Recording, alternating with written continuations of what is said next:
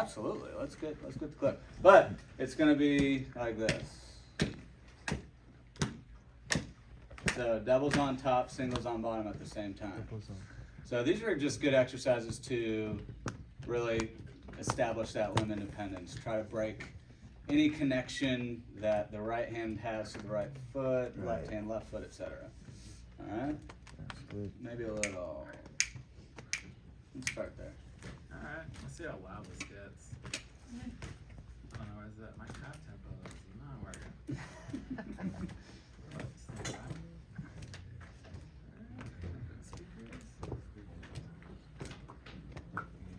All right, I'm ready for the tapping. All right. All right. Let's do a different sound. All right. Let's start without the clip. We'll get it going. So here, start with your feet, right, left, and then add in your hands.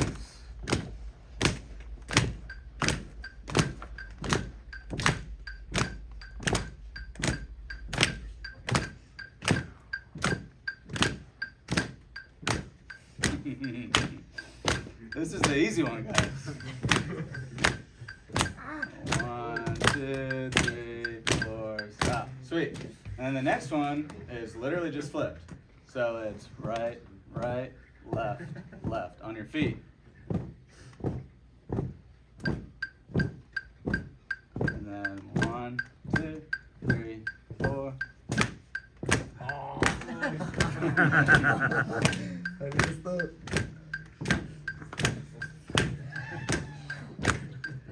Come on, everybody. Yeah. There you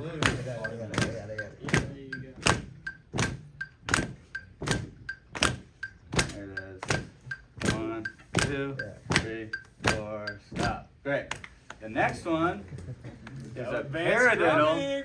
Paradiddle on top. Too easy. Double on the bottom. Who thinks they can do it? All right, come on. Right here. Show everyone. No, right here. Oh, right here? Yeah. Yeah. Let's see. Give me a second. No, you said you can do it. I can do it. Give me a second. Let's start with feet. Start with your feet, yep.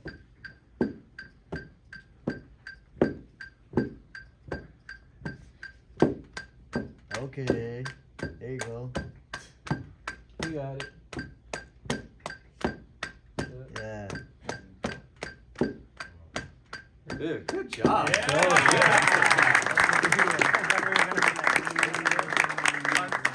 He actually did a harder version. He doubled up the hands. Double. Yeah. Oh, I did, didn't I? Yeah. Good job, dude.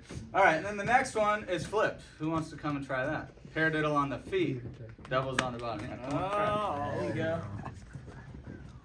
So I've got a PDF of 3 different exercises and a 16th note kick breakdown, which is what we're about to do, that I'll email whoever wants it. Just come up to me after, throw your email on the phone, and we'll get you kind of like some practical PDFs for practicing. Okay. You ready? Wait. Dude, slow it down, bro. Slow it down. Okay, so right, left, left. Slow, bro. Slow. Do it with your feet. Okay, Right, okay. left, right, Oh, you're okay. left, right, left. Okay, got it. You want the clip? Oh, yeah. Right, left, right. Dude. You got this.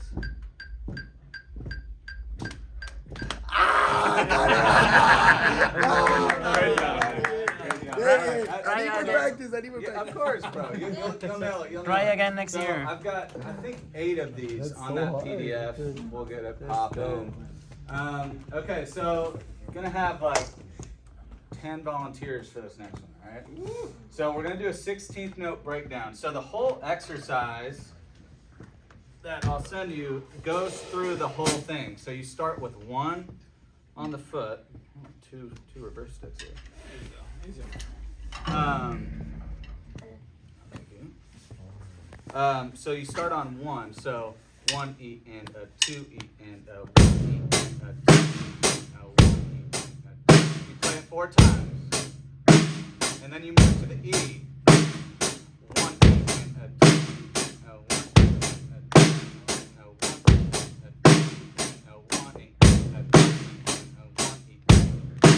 go through 4 times on all of them. 1 E N L 1 E L 1 E. All right. Then you move to 1 E L 1 and then 1 and 2, 1 and 2, and then you go to the 1, 2, 1, 1, and then the E and 1 E and a 2 E and a 1 E and a 1 E and a 1 E and a 1 E. All right, so you go through all the 1s, the 2s, the 3s, and then okay, and then you switch up what the hi-hats are doing. So instead of having them do 8th notes, hey Roxy, how are you? What up? That's Roxy, everybody. She's a drummer here, plays at church. So then, instead of doing 8s, pick a hi-hat pattern on your right or your left. So you can do 1 E and 2 E and 3 E and 4 E and 1 E and 2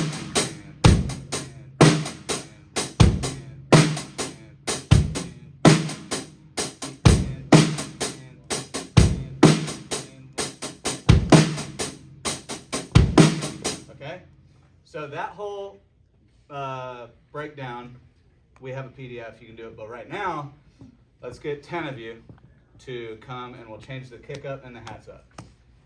All right, come on. Brave. Brave.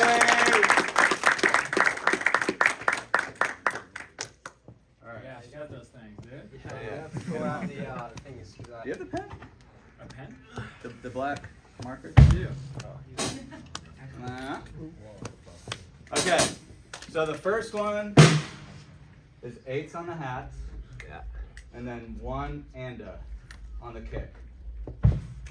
Yep, that's it. Okay, so 1, 2, 3, 4.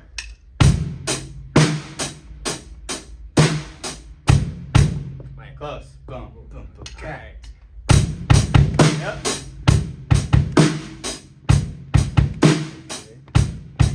Switch your hi-hat to left.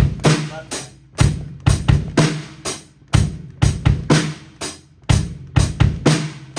Good. Keep going.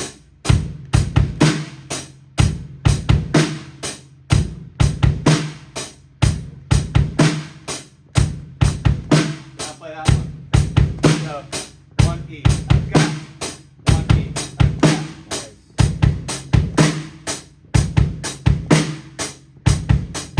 Let's go. Give it up for him.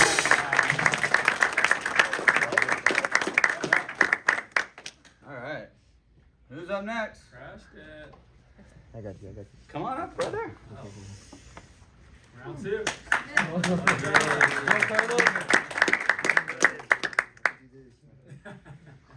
The chair's different. I promise.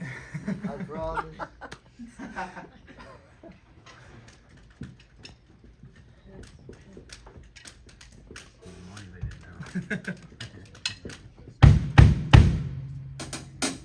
All right.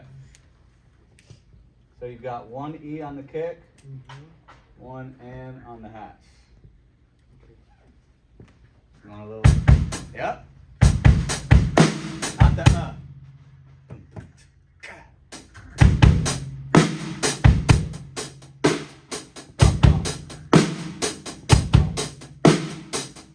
Good.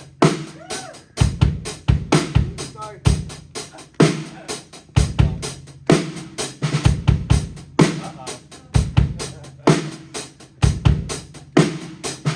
Now switch that next. There you go.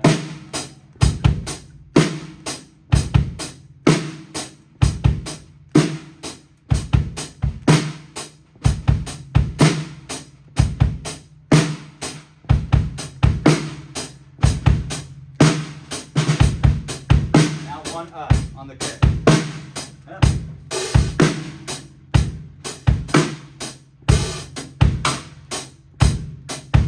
Nice. Give it up for our guys. Well done. All right, who else? Let's go. Oh yeah, we'll get you up there. All right, get up there, dude. Okay. All right, let's start there. So,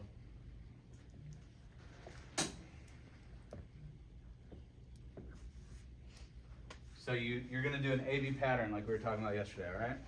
So the first one is just gonna be the one. So, boom, ka, boom, ka. Yeah. Oh, ghosties in there? Switch hands. Good.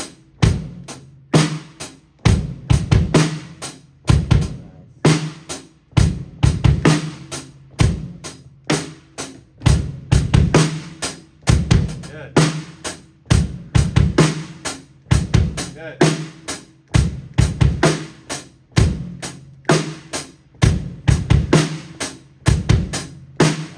3, 4. Yeah.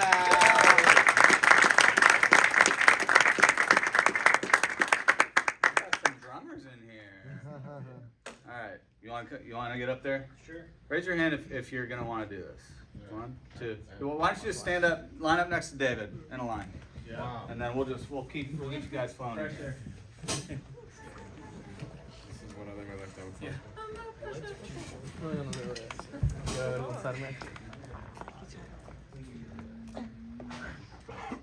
Oh yeah, dude. Come on. It's good.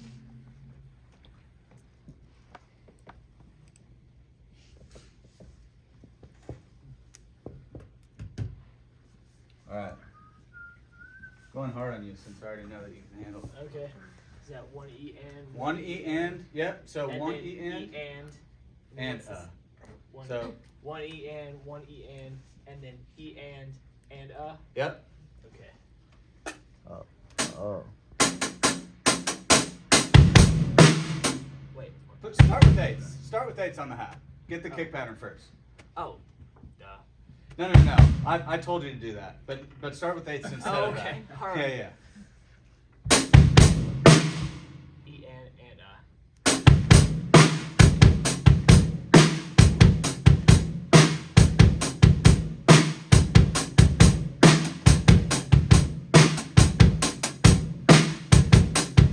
Wait. So here. Oh. Dude, split the kicks in half. So boom boom ka, boom boom ka. Okay.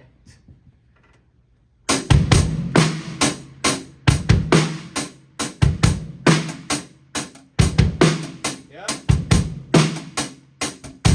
Yeah. Let's go. Dude.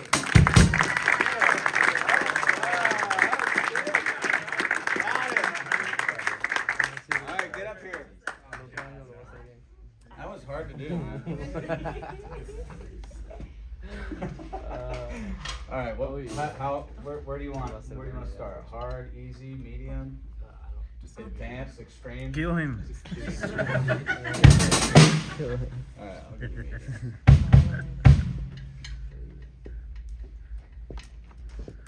Fat sticks. Oh, those are Davis. These are some fat sticks. Big boy.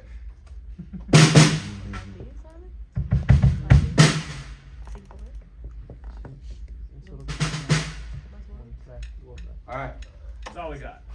eights on the top, and then you've got 1 and then an E and. This is gonna be difficult because I don't know how to read. Yeah. Okay. So I'll mouth it to you. So it's boom, boom, cat, boom, boom, cat. Yeah. Oh. Yeah. Now switch hands. Oh, you got it. You got it. There you go. There you go. There it is. Yeah. You got this. You You got it. got You got it. it. It's on the same one. So bump, bump, bump. Yep. There you go. Yep. Bump, bump, bump. Yeah. My left hand is Oh, not. let's go. Well done. All right, come on over here, bro.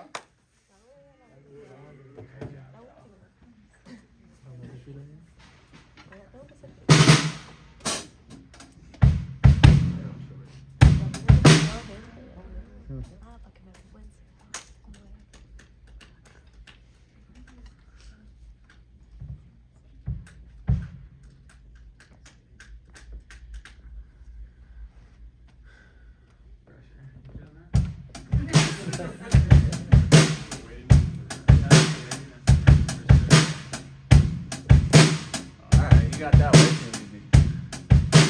Ah, come on, Dad. Okay.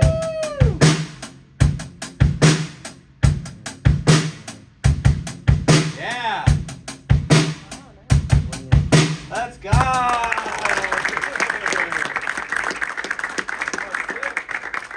Well done. All right, 3 more.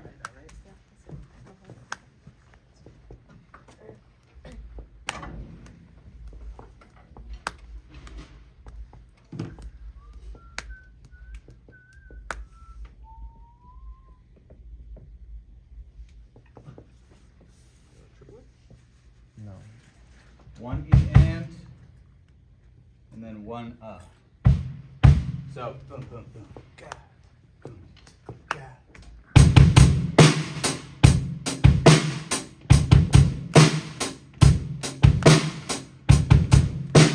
All right, switch hands.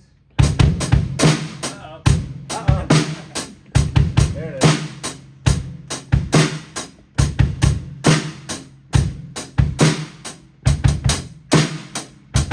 Now do it with your right. Right hand. Yeah. Da, da, da, da, da, da.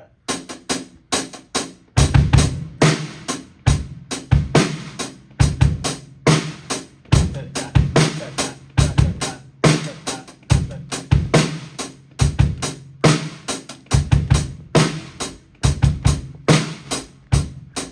Let's go.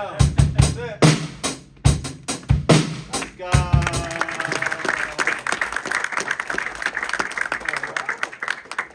Well done. All right. Good job. Good job, What do you man. want? You want to dance?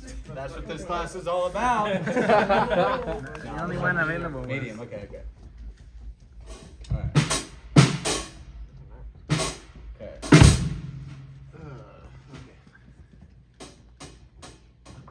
Feeling good? Let's see when I actually sit down. Oh, yeah.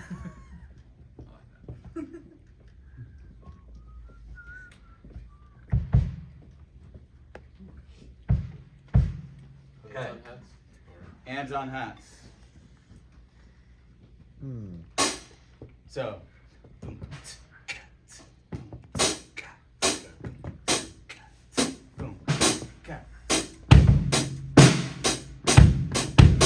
Whoa, no, why'd I go easy?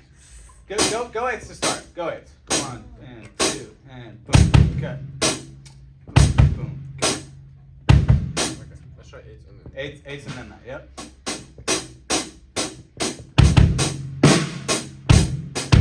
So that's boom, boom, good. Cut.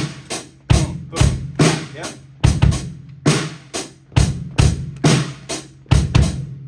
Yeah. Got it. Good. Yeah. Wow. Wow, wait. Killing it, brother. Boom, boom, Whoa. boom.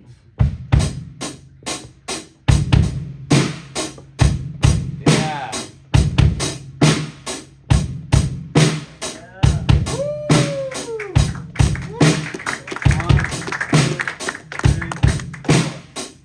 Let's go, bro. Whoa. Killed it. Let's go. Hey, you killed it. Are you serious? Let's go. All right. Last one.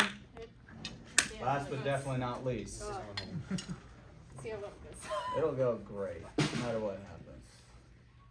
Okay. let's do.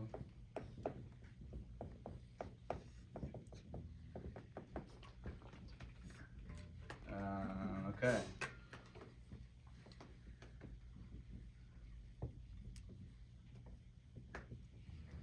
Okay. She's got a jazz background, so I'm not even gonna explain to her what that means. Let's see if my brain's working right now. So it's 1 E and a 2, right? So boom boom got boom boom got Sorry, let me see. boom boom got. My brain's not working right now. It's all good. This is. Let's start with eights. Okay. Start with eights. Okay. Boom boom got boom boom got. You got this. You got Got this. You got it. Boom got. Slow down. Boom boom got. Boom boom got. Yeah. There you go. There you go. Here you go. Boom Let's see. got. Just try the first one. Okay. Boom boom got. Boom boom got. Yeah, there you go.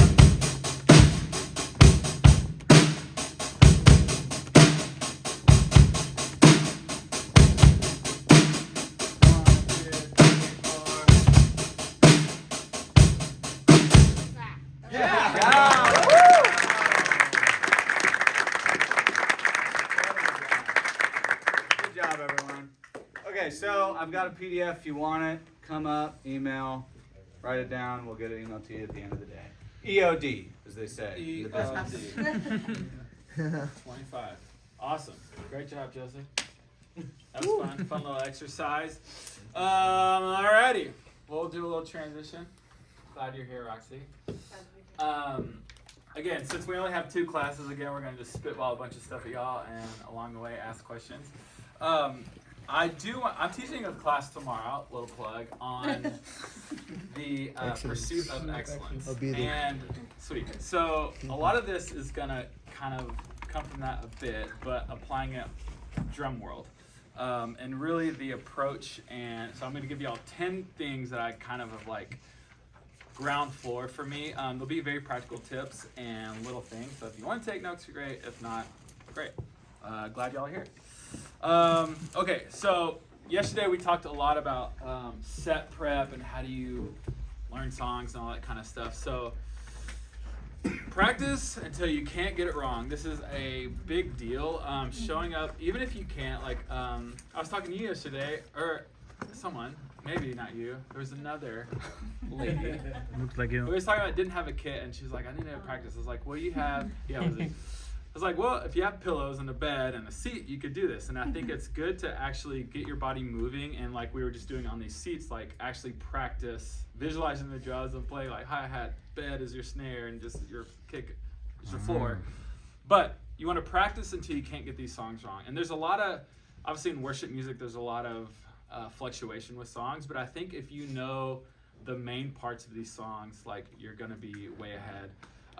Again, like we talked about fills, making them your own, but if there's signature fills to the song, I would stick to them and do that and get that locked in and dialed. And if the worship leader is like, do something different, you can do something different. Also, being able to, if a worship leader goes back to verse 2, you know what verse 2 is. So you have it so ingrained in you that you know you can pick sections of the song, play it at any time.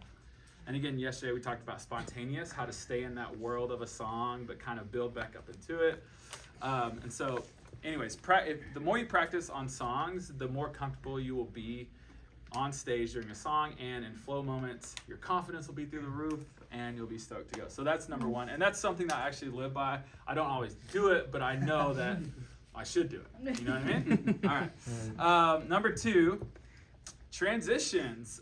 Transitions are doors that lead to life or death. But transitions are highly important. So I would encourage you guys when you're thinking through parts of songs and fills, how are they how are you transitioning? Are you transitioning kind of stiff or loose? So transitions are very important, not only during the song, but out of songs, outros, and we'll talk about dynamics in a second. But so when you're coming, I think it's being prepared, set preparation, but song transition. I always like to, if there's a song, I have set lists, and so I always take note of keys. So if we're in the same key going from key of C to key of C, then I know that like I can keep a little bit in if I need to. If we're going to switching keys, I know everything should probably stop in drumland for the most part. But it's nice, I think, in worship sets, if you're going from key to key that are same keys, then keeping a little bit of stuff going on, it just feels like it makes the set a bit more cohesive, and it feels like you're really telling a story. I guess in my brain, I try to think of sets as stories and like chapters and continuations of a story. Hopefully the worship leaders will make a set list like that, but in drum mind, I'm thinking that. So when it comes to transitions, I'm thinking if we're going in the same key, staying in the same key, I'll kind of keep hovering a bit, and then the new key comes in. It just feels a little more cohesive. So pay attention to transitions and treat those like they're highly important. Great. Number 3, metronome, the click track. We learned that the hard way. We were speeding up a little bit today. Metronome is your best friend, not in the set, I mean in here in the class. Don't crush it today. Metronome is your best friend. When I first started using a click track, I actually didn't use a click, I used loops. I don't know, I had like GarageBand or something and just played like a loop and just learned how to like hear it and sit in it. And then once I kind of let my body adjust to like this thing, I didn't hear it as much. So I feel that when you're practicing with the click, it'll be annoying at first. Who plays with the click here? Does everyone? It's annoying at first, right? Yeah. But the more you do it and the more comfortable you get with it, the less you hear it. And the less you hear it also means the more kind of dialed you are with it. So if you hear it like all over the place, you're probably should tighten her up, you know? Right. But treat the metronome as your best friend. It's an instrument that you want to lock in with. Y'all know this, but I'm just telling you anyways. Great. Number 4, focus on the leader. So with Bethel Music, y'all probably don't have this maybe at local churches, but we have so many leaders here, and so they all have their different tendencies and different little quirks and hand motions and bridge signs and chord signs. And so being a student of the leader, it's a big thing. I know Brian has his things, you know, he'll tell you when to turn off a click even, or just like when wants you to build it, or if they don't do anything, that's when you got to kick into another mode of like, okay, where's the room, what's happening musically, like just being able to use your intuition when you can't read a worship leader. Sometimes we have a few worship leaders here there'll be a big transition coming up and nothing from them. I'm looking around like, what are we doing? But whatever you do, be confident in it, and just send it. So I would say, if you're going to bring it down, send it down, or if you're going to keep raging, rage it. But learning the different tendencies of your worship leader, making sure that's all clear, and so you're basically just setting yourself up to win. And Right. yeah, I feel like that goes a long way with, like, I remember Jeremy Riddle. I remember watching him I was becoming a student of the game, per se. I was always watching worship leaders and what they did on stage. Right. Probably wasn't great. I was trying to worship too, but I was also like, oh, what is he doing? You know, like their little signs and stuff when they built. So actually, when I got to play with them, I would kind of already had that in my head, and so they always be like, oh wow, you know, felt great today. So, anyways, focusing on the leader, and if you're not playing, always being a student, worshiping, but you know, being a student. Okay, great. Focus on leader. That was number 4. Number 5. Anticipate. This goes along with reading the leader. So sometimes you want to anticipate where they're going, and that could be a vocal inflection. That could be, you know, with our people that we lead with, they usually do vocal stuff, like they'll jump to a high harmony or jump the octave, anything like that. Like John Wilds, you know, like he can sing whatever. Yeah. Pretty easy to follow him. So he's just like sing through the rafters, you know, like we'll just go with him. If he brings it, drops it, we'll just kind of bring it down with him. So yeah, anticipate that. I think also when it comes to anticipating, I would say in spontaneous moments, it's a little more reading what's happening in the room and reading sometimes there's nothing happening in the room and nothing happening on stage, and you're kind of sitting there. I think there's always levels to this, right? So at that point, you want to feel like, what is the Holy Spirit saying? Is there any kind of nudge, or is there any little melody? Is there anything that you could latch onto, or is it just a moment where you just let it rest? So I think you have to anticipate even those moments, like anticipate not to play or anticipate to give a little energy, see if something happens. If nothing happens, anticipate bring it down, So I would say that. Okay. Number 6, dynamics. So dynamics separate the men from the boys or the girls from the women. This single-handedly is the biggest thing in worship music drumming. Obviously, y'all know this is dynamics.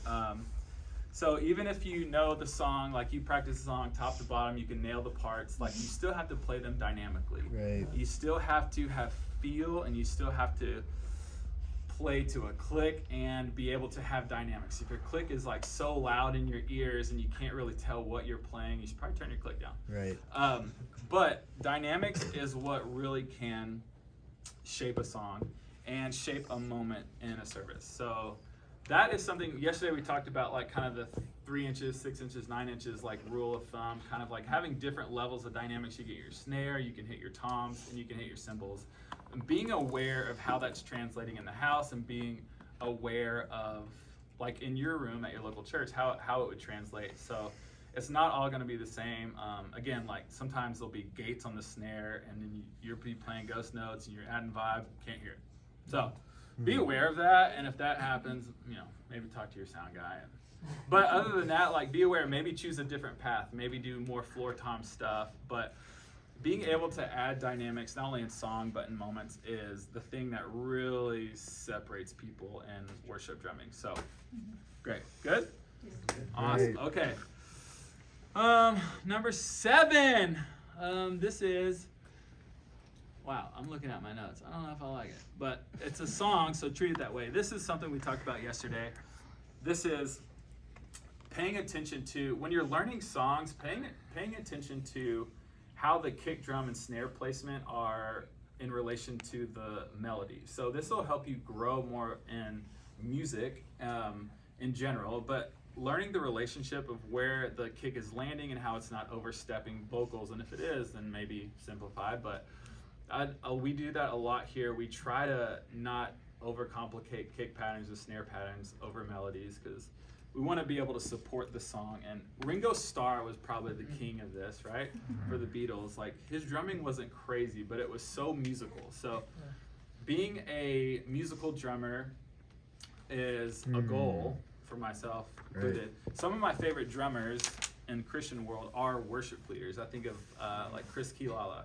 So, do you know who that is? Like a worship leader? Yeah. Yeah, Jesus Culture. I saw him play live, and it wasn't anything crazy, but it felt amazing. And I was like, oh my gosh, like this is very musical, and it's serving the room, and it was powerful, and I just learned a lot. I was like, oh, okay, I don't need to do like feature fills or craziness every time. It's like, because it's translating so well. And so becoming a worship leader behind the kit is kind of like the goal. Right. So you can actually serve the song really well, and you can be a worship leader right there. Because truthfully, again, like I feel like it's worship leader 1A, drummer 1B. It's like if you have those two in sync and locked, you can go really far. Cool. Number 8, along these lines, be a student of the game. So learn from other drummers, even if they're in your community at your church. Like, take the good that they do, steal it, and then add that to your to your repertoire. I did it all the time. There's so many drummers I would see in worship. Josh Fisher played with Jesus Culture, and John Paul, all these drummers that came through here. Joe, just steal whatever is cool and you like, and then kind of add it to certain things that you want to accomplish and you want to communicate. But be a student of the game. Learn what they're playing. Is it translating in the room? Sometimes what they're playing is like, ooh, I would not have done that. Just not translating well. And just make mental note. I wouldn't tell them unless they're a brother or a sister. But just make mental note a lot of that. Be a student of the game. It goes really, really far. Again, like this is like the pursuit of excellence, it's really bringing your best in all these aspects. It's not being the best, it's just bringing your best. So, great. Okay. Write that down. Another thing with kit stuff is kind of gear talk, but it's important to learn how to tune your drums. Again, not a lot of drummers are great at tuning drums. So this is another thing. If you can learn how to tune drums, we'll give you kind of some cheat codes with the tune bot and give you kind of the hertz that we tune our stuff at. But if you become a student and learn how to tune drums and practice tuning drums, this will again put you one step ahead. Because again, if you show up and your drums sound bad and you can just tune them real quick, your sound guy's gonna be like, sweet, and they'll sound better in the room. But keeping your kit tuned, well maintained, and again, I'm a big fan of saving money for good gear. It's a big thing. Big on that. Drums are very expensive, cymbals are expensive, but again, I felt like my playing and the respect I got even was when I started taking myself seriously and taking the equipment I bought seriously. It just I felt like I got a little more respect, oh, okay, he's taking this seriously. He's not just a kid that wants to be on stage. It's no, he's he wants to do this. So anyways, okay, makes sense, pretty simple. Okay, last one, let's talk about in-ear mixes. This is more of the practical side. So again, for who here uses in-ear monitors? Mostly everyone? Not everyone. Well, if you don't, I don't know what to tell you. I would wear it, protect your ears a little bit. They also block the noise? Huh? Yeah. They also reduce the noise? Yeah. So in-ears, yeah. You can play at a low volume with in-ears. It's great. But, can you communicate with other team members plus noise reduction? Yeah, if you have an MD mic. Yeah, you need an empty mic. Beatbox in there. Beatbox, yeah. You can also get an outline, and you can mix yourself. That's easy. Yeah. Yeah, like a mixer, like an Aviom system. Yeah. I used to use I Avioms used all to the use time.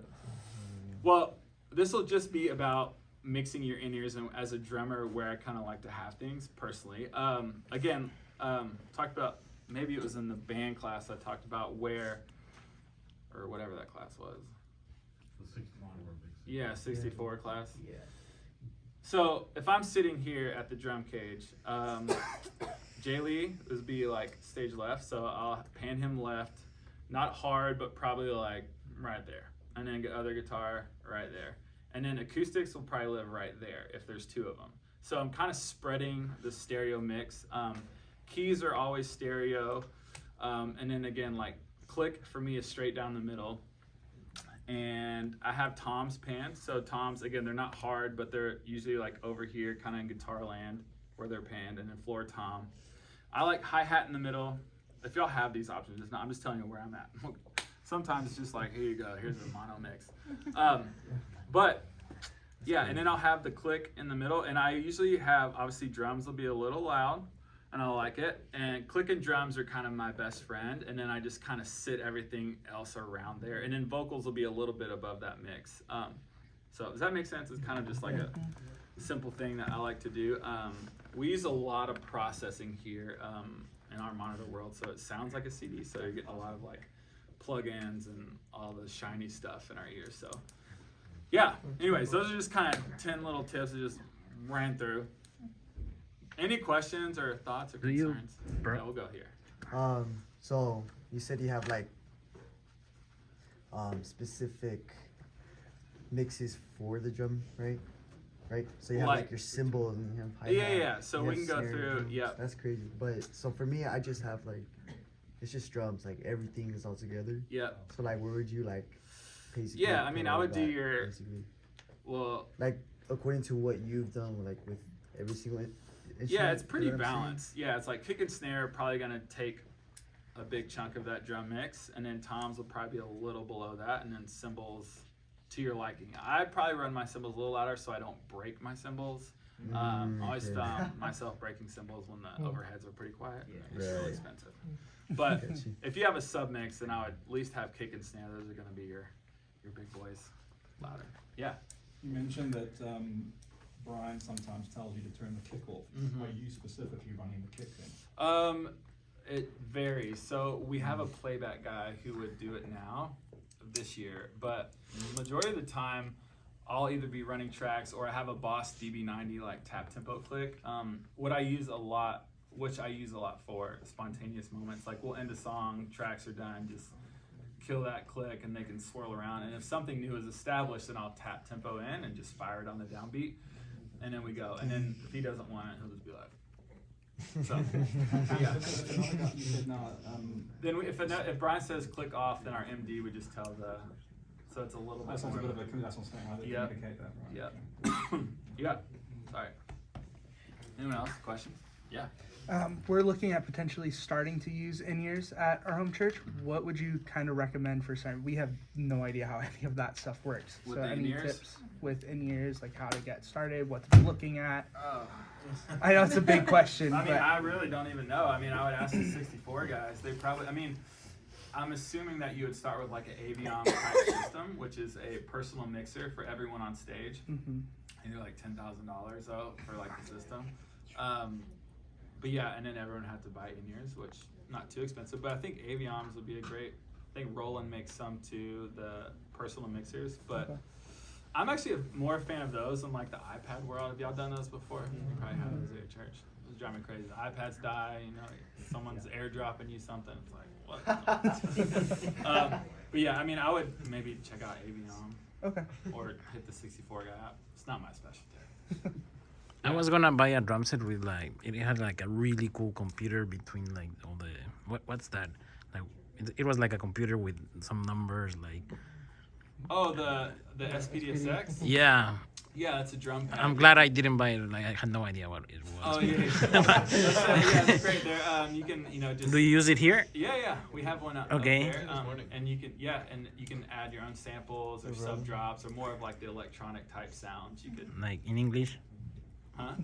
What do you do with it? What do I do with it? So it's another drum module. You can play drum beats on it, and Oh. yeah. You're triggering sounds that aren't. So you're mixing. I don't know. That one's kind of like a standalone Yeah, okay. instrument. So you have your kit, and then you have just like a little electronic For more stuff. thing. It's Yeah, like you a could just drum. hit like Ah, 808 something. awesome. Thank you. Are you guys in charge of like putting reverb on everything and like mixing, EQing your drums? No, so Matthew DeLamos again, we're very privileged here. Again, they're using a lot of processing. So they're using Waves plugins, and you can request like, hey, can you turn the reverb down on the drums or whatever, but they're controlling it all over there. So we don't have to mess with it. And then, oh, sorry, one more. Yeah. A percussion setup. I Yeah. remember last year you guys had a lot of songs that had another percussion. Yep. When do you use that setup? Like, what kind of dynamic do you like to have for specific songs? Yeah, there was a lot of string stuff this year, so I think they had to pick one. Ran out of inputs, so it's like Well, strings or that's percussion. interesting. Right. Yeah, they're like, but yeah. Like, I don't, like, is it every morning that you like just tweak it like with a tune box? Or Yeah, so tuning usually before every set. I would just make sure they're in.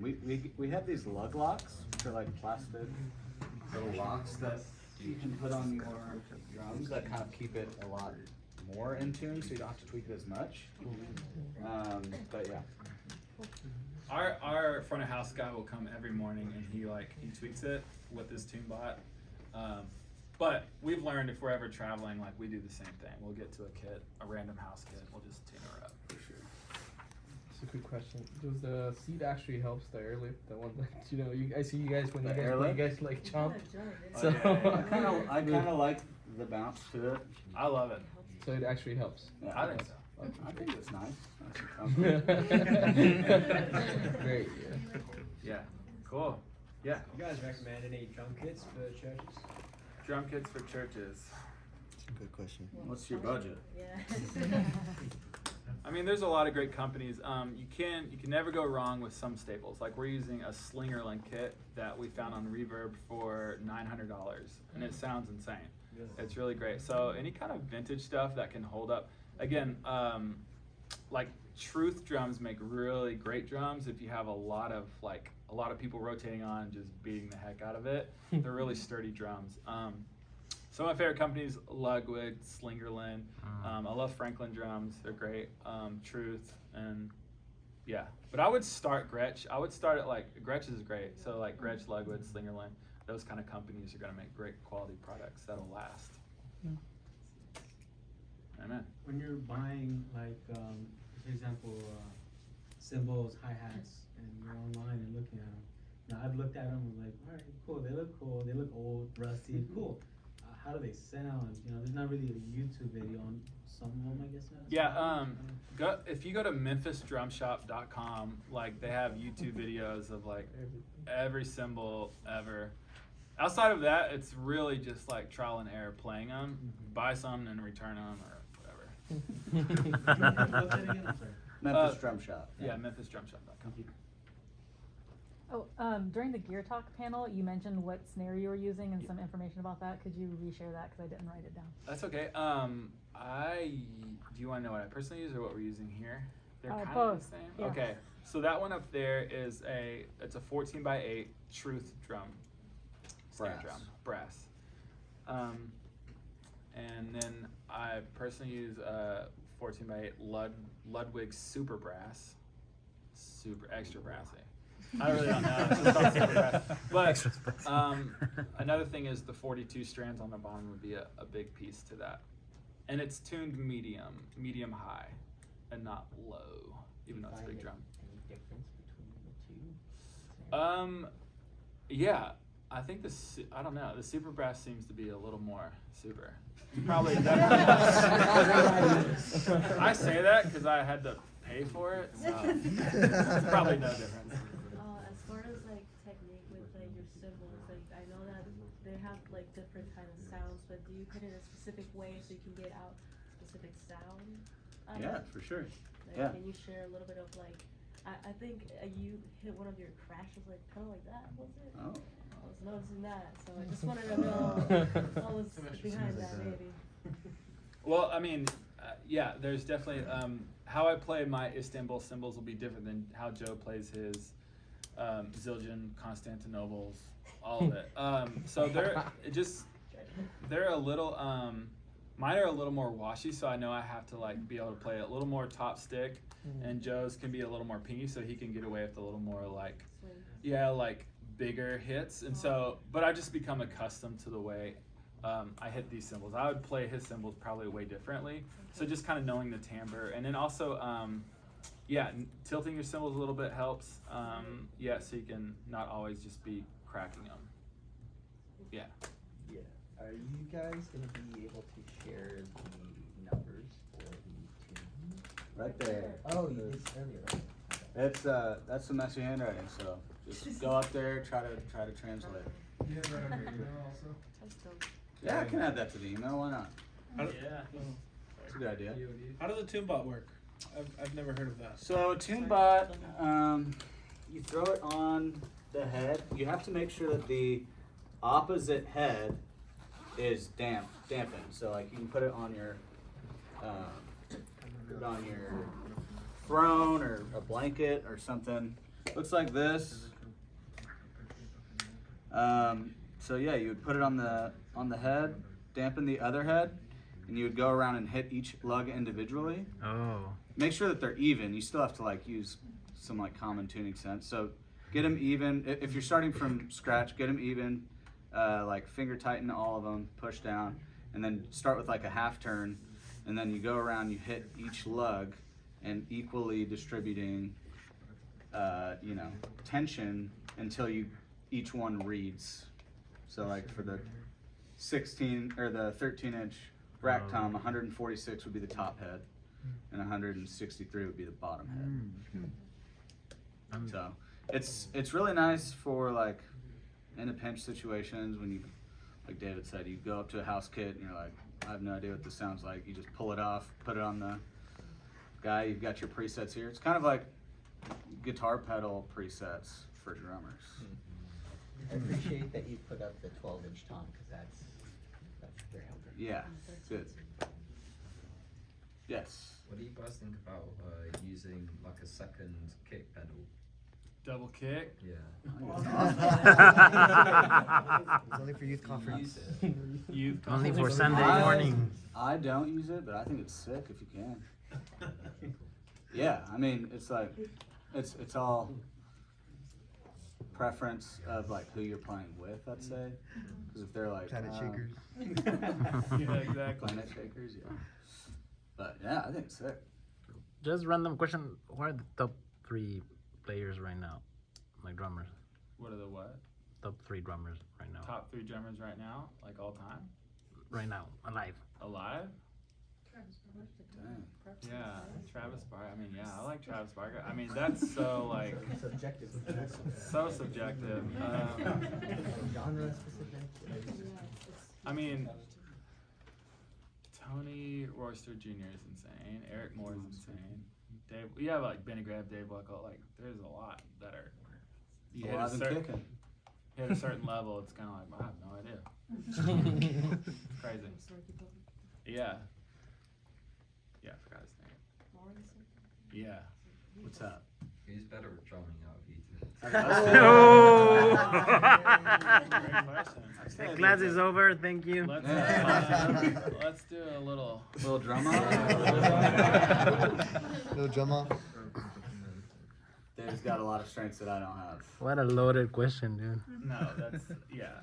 Again, I think when it comes to like this, like there'll be things that I just don't think about that Joe will do, and I think vice versa. I think 100%. yeah, it's like it's very like it's not a loaded question by any means. I think it's just like I would consider like the drummers that are here at Bethel, they're like all insane, like incredible, like insanely talented. Play different genres and different things. That would be like I couldn't do that. So 100%. yeah, definitely. Bethel Church or just BM? Bethel Church, big difference. I'm just kidding. Well, but you guys are, I mean, mainly you do stuff with BM. Right? Sure, true that. All right, guys, we are over time. Thank you so much. Yeah.